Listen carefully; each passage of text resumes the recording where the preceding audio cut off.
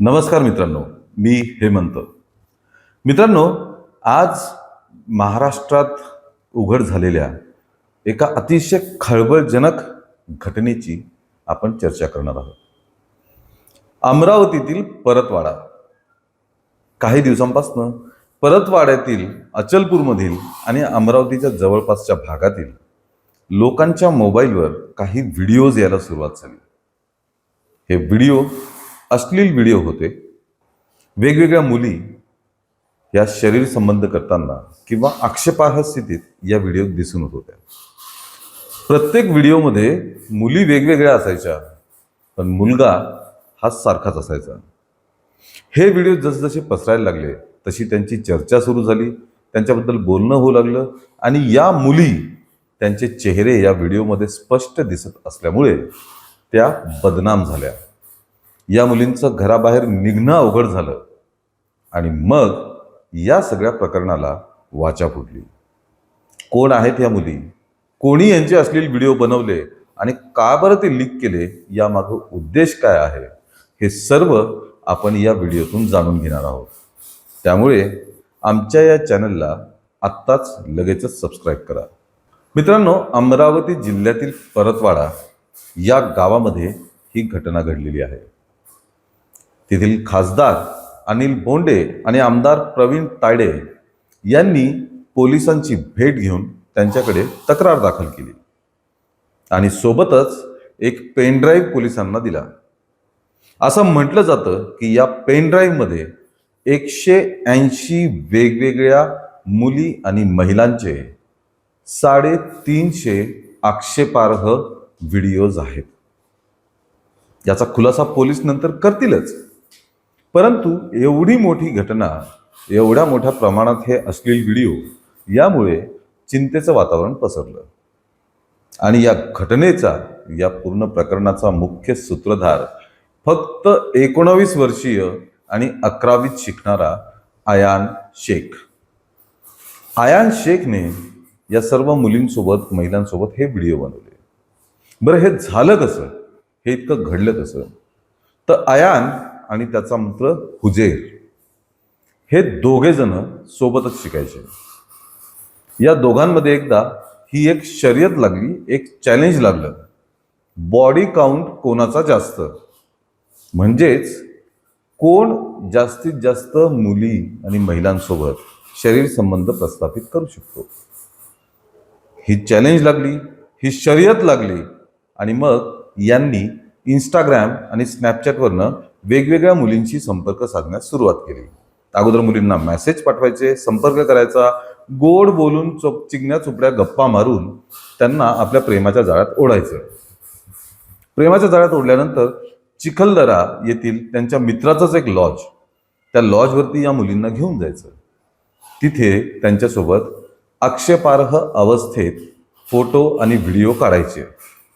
मग हे फोटो आणि व्हिडिओ हे दोन्ही मित्र एकमेकांना पाठवायचे पुरावा म्हणून. म्हणजे जवळपास त्यांच्यामध्ये हा एक चॅलेंजच्या निमित्ताने खेळच चालू होता. पण यात या निष्पाप मुली खचत गेल्या, त्यातमध्ये अडकत गेल्या. त्यानंतर हे दोघं त्या मुलींना ब्लॅकमेल करायचे की तुम्ही तुमच्या मैत्रिणींना सुद्धा आमच्याकडे घेऊन या, आमच्यासोबत असं असं करायला लावा, नाही तर तुमचे व्हिडिओ आणि फोटो आम्ही लीक करू, अशा धमक्या देत होते. मग घाबरलेल्या मुली आपले फोटो व्हिडिओ लीक होतील म्हणून आपल्या मैत्रिणींना खोटं नाटं बोलून परत यांच्याकडे आणायचे आणि ही अशी चैन, अशी साखळी प्रस्थापित झाली. आमदार प्रवीण तायडेंनी दिलेल्या तक्रारीवरनं मग पोलिसांनी हा गुन्हा दाखल करून घेतला की हे असं कसं होतंय. पोलिसांमध्ये गुन्हा दाखल झालाय हे कळताच आयान शेख आपल्या परिवारासोबत फरार झाला. पण फरार झाल्यानंतर सुद्धा मोबाईल लोकेशन ट्रेस करून पोलिसांनी आयान शेखला अटक केलं. असं म्हणतात की या मुलींमध्ये काही अल्पवयीन मुली सुद्धा आहेत. आयान शेखने मित्रासोबत हसी मजाक म्हणून, चॅलेंज म्हणून हा सगळा प्रकार केला. त्याला कल्पना होती की नव्हती की आपण किती गंभीर गुन्हा करतोय आणि या मुलींचं आयुष्य सुद्धा बर्बाद करतोय, ह्याची कल्पना त्याला असावी किंवा नसावी माहीत नाही. पण हा अत्यंत घाणेरडा गुन्हा, हे अत्यंत घाणेरडं कृत्य आयान शेख याने केलं. अयान आणि हुजेर हे दोघं जण एकमेकांना हे व्हिडिओ आणि फोटो पुरावे म्हणून पाठवायचे. मग हे बाहेर लीक कसे आणि का झाले? तर असं म्हटलं जातं की काही दिवसांपूर्वी हुजेर आणि अयानमध्ये एक वाद झाला कशावरनं तरी. हा वाद झाल्यानंतर रागाच्या भरात हुजेरने अयानचे काही व्हिडिओज इतर व्हॉट्सअप ग्रुप्सवरती वगैरे पाठवले आणि तिथून मग ते लीक झाले आणि इतर लोकांच्या सुद्धा हाती लागले. पण यामुळे काही मुलींचं घराबाहेर निघणं, समाजात तोंड दाखवणं हे सुद्धा अवघड झालं. आता जेव्हा आमदारांनी पोलिसांकडे तक्रार केली, मग पोलिसांनी त्या मुलींचा शोध घेऊन त्यांना गोपनीयतेची हमी दिली आणि मग साधारणपणे 8 मुली समोर आल्या आणि अयानने त्यांच्यासोबत काय केलं किंवा हुजेरने त्यांच्यासोबत काय केलं हे त्यांनी घटनाक्रम सगळा पोलिसांना सांगितलं. मग मोबाईल लोकेशनवरनं पोलिसांनी अयानला अटक केली आणि ताब्यात घेतलं. अयानला अटक ही 14 एप्रिलला झालेली आहे आणि मग हळूहळू हे सगळे प्रकरणं बाहेर येतात. हे व्हिडिओ अमरावती, परतवाडा, अचलपूर या गावांमध्ये इतके व्हायरल झाले की काहींनी हे व्हिडिओ अश्लील वेबसाईट्सवर सुद्धा टाकून दिले. पोलिसांचे सध्या प्रयत्न सुरू आहेत की हे व्हिडिओज सोशल मीडियावरनं, वेबसाईट्सवरनं काढून टाकायचं, जेणेकरून या मुलींची बदनामी होणं तरी थांबू शकतं.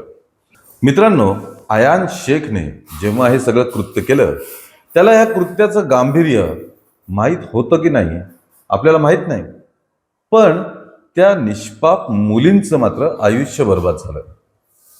त्या मुलींचं घराबाहेर निघणं बंद झालं.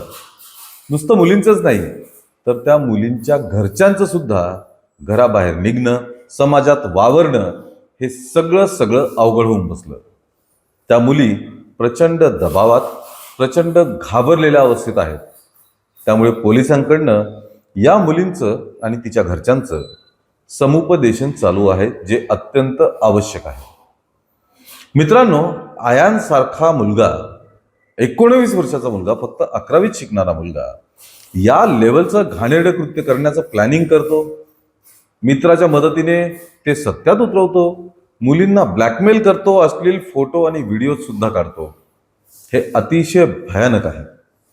युवा पिढी या देशाची काय विचार करते आणि हा इतका दुष्परिणाम त्यांच्यावरती कशामुळे होतोय याबद्दल विचार करणं हे जास्त गरजेचं आहे.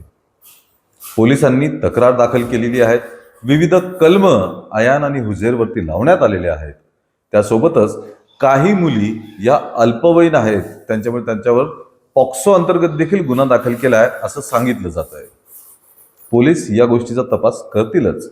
पण मित्रांनो, एकूण तुम्हाला या सर्व घटनेबद्दल काय वाटतंय हे आम्हाला कमेंटमध्ये नक्की कळवा. या व्हिडिओला लाईक आणि शेअर करा आणि आमच्या चॅनलला ताबडतोब सबस्क्राईब करा. धन्यवाद.